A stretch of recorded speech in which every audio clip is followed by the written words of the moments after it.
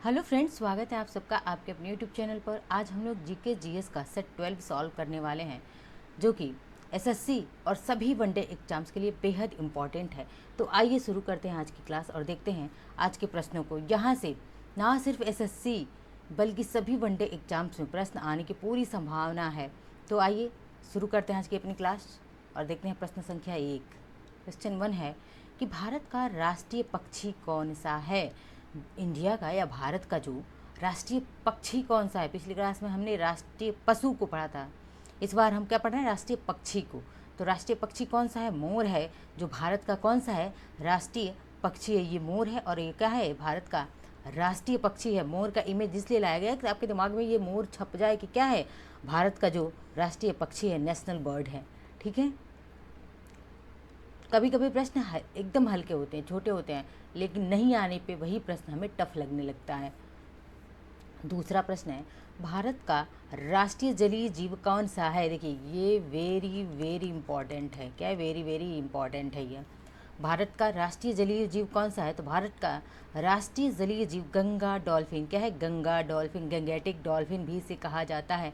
और यह क्या है, देखिए भारत का राष्ट्रीय जलीय जीव क्या है, डॉल्फिन, गंगा डॉल्फिन। यहाँ पे देखिए डॉल्फिन ही बल्कि गंगेटिक डॉल्फिन, ये गंगा डॉल्फिन है।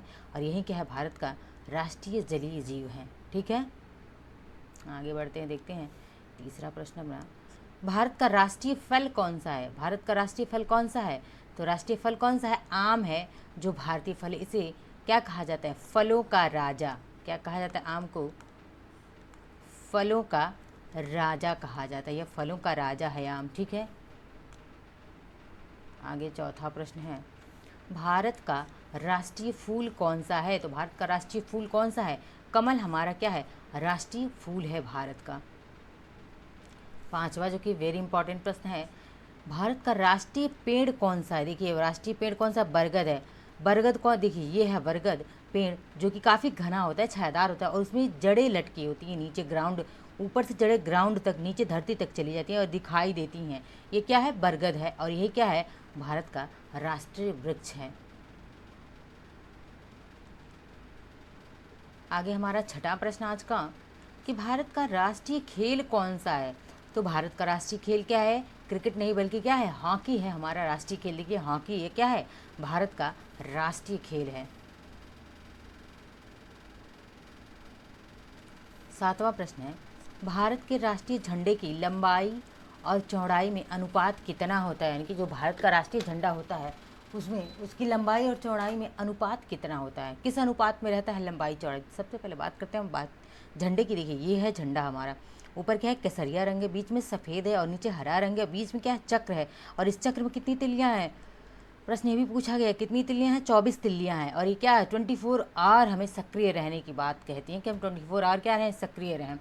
अच्छा, बात करते हैं कि इस झंडे का जो अनुपात हमारा, कितनी लंबाई कितनी चौड़ाई होती, कितनी होती है, तो ये है, हो गया क्या, लेंथ। ये है लंबाई, लेंथ है। और ये क्या है, ये है वृत्त यानी कि चौड़ाई। तो ये कितना होता है, 3 होता है। और ये कितना होता है, 2 होता है, 2। ठीक है, यानी कि भारत के राष्ट्रीय झंडे की लंबाई चौड़ाई लेंथ है, यानी कि एल एन टू एल और बी, एल और बी कितना, यानी कि लेंथ और ब्रेथ कितना हो गया, तो 3:2 कितना हो गया, 3:2, यानी कि 3:2 होता है। ठीक है, आगे बढ़ते हैं, देखते हैं अगला प्रश्न। आठवां प्रश्न है, भारत का राष्ट्रीय गान किसने लिखा। जो भारत का राष्ट्रीय गान है इसको किसने लिखा है, जनगण मन को। तो किसने, रविंद्रनाथ टैगोर ने लिखा हुआ है। देखिए ये है रविंद्रनाथ टैगोर जी, और इन्हें गीतांजलि के लिए नोबेल प्राइज़ मिला हुआ है। किसके लिए, गीतांजलि। बहुत बार पूछता है गीतांजलि के लेखक कौन है, तो गीतांजलि के लेखक यही रविंद्रनाथ टैगोर हैं। ठीक है, इन्होंने बांग्लादेश का भी राष्ट्रीय गीत राष्ट्रगान लिखा हुआ है, अमर सोनार बांग्ला, बांग्लादेश का राष्ट्रीय गान है। और इसको भी किसने लिखा है, रविंद्रनाथ टैगोर ने ही लिखा हुआ है, बांग्लादेश का राष्ट्रीय गान। नौवां प्रश्न हमारा है, इम्पोर्टेंट है, कि भारत का राष्ट्रीय गीत वंदे मातरम कौन सा है। भारत का राष्ट्रीय गीत कौन सा, वंदे मातरम है। पहली राष्ट्रीय गान और राष्ट्रीय गीत में अंतर समझिए। राष्ट्रीय गान कौन सा था, जनगण मन, जिसको लिखा था किसने, रविंद्रनाथ टैगोर जी ने। राष्ट्रीय गीत की बात करें तो वंदे मातरम है, और लिखा किसने है, तो इसको लिखा हुआ है बंकिम चंद्र चटर्जी। ये है बंकिम चंद्र चटर्जी जी, और इन्होंने भारत का राष्ट्रीय गीत लिखा हुआ कौन सा, वंदे मातरम। देखिए यहाँ पे प्रश्न आ भी गया है कि भारत का राष्ट्रीय गीत किसने लिखा है, तो बंकिम चंद्र चटर्जी ने लिखा हुआ है।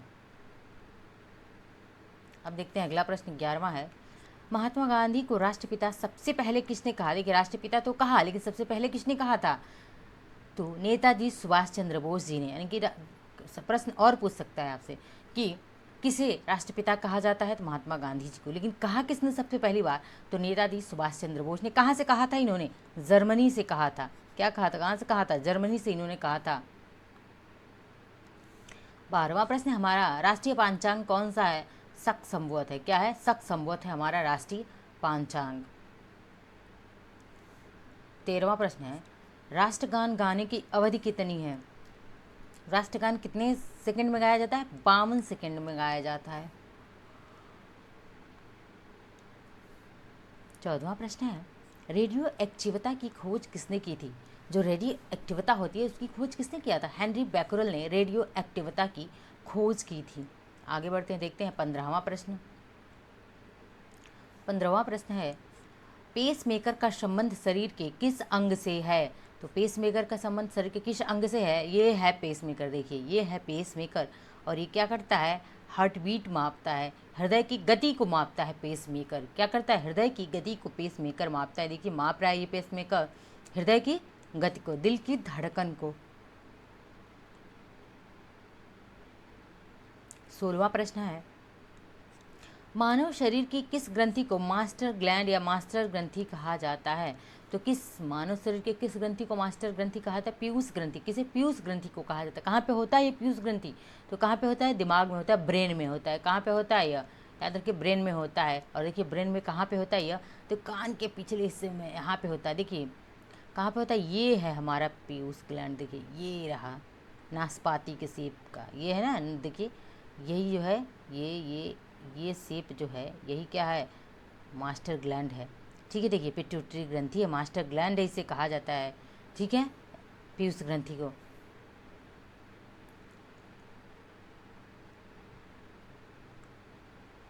आगे बढ़ते हैं, देखते हैं 17वां प्रश्न, जो कि वेरी वेरी इंपॉर्टेंट है। कार्बन का सर्वाधिक शुद्ध रूप कौन सा है। यानी कि कार्बन जो होता है, कार्बन उसका सर्वाधिक शुद्ध रूप क्या होता है, हीरा होता है। और भी होते हैं इसके अपर रूप, मैंने यहाँ पे लिख दिया हुआ है। देखिए कार्बन के अपर रूप क्या है, तो हीरा हो गया, फुलरीन हो गया, और क्या हो गया, ग्रेफाइट हो गया। अब ये हीरा, ये क्या हीरा, और ये क्या फुलरीन है, और ये ग्रेफाइट, ये क्या पेंसिल दिखाई दे रही होगी। और पेंसिल के अंदर जिससे हम लिखते हैं काला काला, यही ग्रेफाइट होता है। ये कार्बन के, इनके हीरा, फुलरीन और ग्रेफाइट ये क्या है, कार्बन के अपर रूप हैं। 18वां प्रश्न है, एक्सरे का आविष्कार किसने किया था। एक्सरे का आविष्कार किसने किया था, तो रॉन्टजन ने। किसने, WG रॉन्टजन ने एक्सरे का आविष्कार किया था। 19वां प्रश्न है, किस धातु का प्रयोग मानव द्वारा सबसे पहले किया गया। मानव ने सबसे पहले किस धातु का प्रयोग किया था, तो तांबे का प्रयोग किया था। लेकिन उन्हें लोहे का ज्ञान नहीं था। लोहे का ज्ञान कब होता है, आधुनिक काल जब आता है तो उन्हें लोहे का ज्ञान होता है। जब हड़प्पन सिविलाइजेशन में उन्हें तांबे का ज्ञान नहीं था। ठीक है, 20वां प्रश्न होता है, सह्याद्री को और किस नाम से जाना जाता है। इसको आप मोस्ट इम्पॉर्टेंट बना लीजिए। यह प्रश्न आपसे कहीं ना कहीं टकराए गए, किसी न किसी परीक्षा में आपसे यह पूछा ही जाएगा। सह्याद्री को किस और नाम से जानते हैं, तो इसे वेस्टर्न घाट कहते हैं। क्या कहते हैं, वेस्टर्न घाट। देखिए कहाँ पे है ये वेस्टर्न घाट, किसे सह्याद्री कहते हैं, तो आइए देखते हैं। देखिए ये हमारा क्या है, ये हमारा वेस्टर्न घाट है। क्या है, वेस्टर्न घाट है, WG से मैं डिनोट कर रही हूँ। और ये क्या है, हमारा ईस्टर्न घाट है, E और G से मैं डिनोट कर रही हूँ। ईस्टर्न घाट है, ठीक है, पूर्वी घाट है इसे बोलते हैं, और इसे पश्चिमी घाट बोलते हैं। और इसी को क्या बोलते हैं, सह्याद्री। इसी वेस्टर्न घाट को हम सह्याद्री भी बोलते हैं। प्रश्न पूछता है कि कोस्टल लाइन पे, ये हमारा पूरा यहाँ से यहाँ तक की कोस्टल लाइन है, और कोस्टल लाइन पे कितने राज्य बसे हुए हैं, तो कितने, 5 जो हैं इधर और 4 इधर, यानी कि टोटल कितने, 9 स्टेट हैं जो कोस्टल लाइन पे है। कौन कौन से हैं, एक बार देख लेते हैं। गुजरात है, गुजरात के बाद से महाराष्ट्र, MH, यहाँ पे छोटू सा गोवा, कर्नाटक, और यहाँ पे ये क्या हो गया, यहाँ से यहाँ तक ये पूरा केरल का हिस्सा है, तो केरल। गुजरात, महाराष्ट्र, गोवा, कर्नाटक, केरल, ये 5 राज्य कहाँ पे हैं? पश्चिमी घाट पे हैं, यानी कि सह्याद्री वाले घाट पे। और इधर देखिए तमिलनाडु, आंध्र प्रदेश, उड़ीसा, ये क्या है? उड़ीसा। और ये वेस्ट बंगाल, ये कहाँ पे हैं? वेस्ट बंगाल, ये कहाँ पे हैं?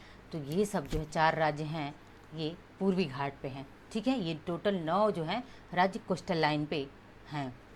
21वां प्रश्न है, भारत की सबसे पुरानी पर्वत श्रृंखला कौन सी है? तो भारत की सबसे पुरानी पर्वत श्रृंखला कौन सी है? अरावली पर्वत श्रृंखला है। कहाँ पे है यह? ये क्या है? गुजरात है। और गुजरात के ऊपर ही यहाँ पे क्या पड़ता है? राजस्थान। आर लिख रही हूँ, राजस्थान। और यहीं पर क्या है? अरावली पर्वत श्रृंखला, जो कि भारत की सबसे पुरानी पर्वत श्रृंखला है यह अरावली। यहीं क्या है? अरावली पर्वत श्रृंखला पर ही माउंट आबू है। क्या है? माउंट आबू बहुत बार पूछा गया। कहाँ पे है ये माउंट आबू? तो अरावली पर्वत श्रृंखला पे है।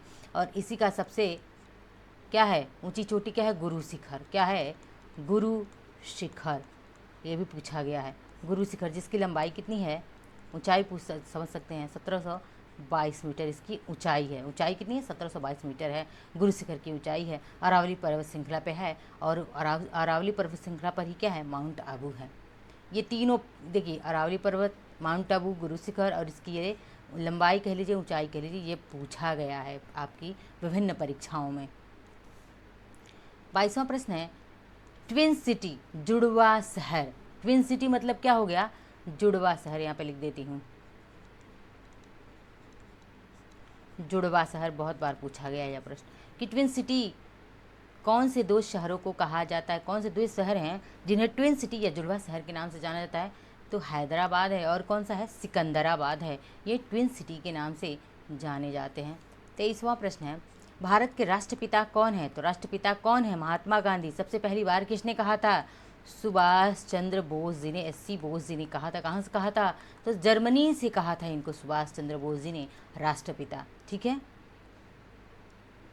24वां प्रश्न है, हमारा राष्ट्रगान किसने लिखा है? तो राष्ट्रगान किसने लिखा है? तो रविंद्रनाथ टैगोर जी ने। गुरुदेव कहा जाता है। क्या कहा जाता है? गुरुदेव। ये भी प्रश्न पूछा गया, गुरुदेव किसे कहा जाता है?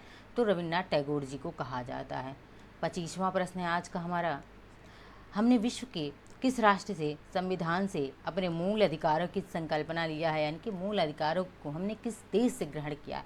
तो कहाँ से अधिकारों को हमने लिया है? अधिकार अमेरिका से। कहाँ से लिया है? यूएस से, यानी कि अमेरिका। हमेशा याद रखिए, राइमिंग बैठा कर रखिए। अधिकार हमने कहाँ से लिया है?